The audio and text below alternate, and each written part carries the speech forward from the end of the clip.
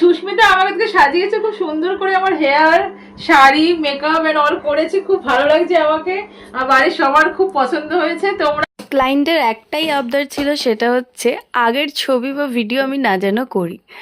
ঠিক আছে, চলো, তাতেই আমি খুশি। হ্যালো এভরিওয়ান, আমি সুস্মিতা। চলো আজকে মিনি ব্লগে সবাইকে স্বাগত জানাই। আজকে আমার একটা পার্টি লুক ছিল, ওর আজকে পাকা কথার আর কি ডে। আজকে খুব ভাইটাল একটা দিন মেয়েদের জীবনে। তো এই যে আমরা দুজন মিলে বেরিয়ে পড়েছি, আর দুজন মিলে ডিসকাশন করছি কিভাবে কি করব, কিভাবে কি করব না।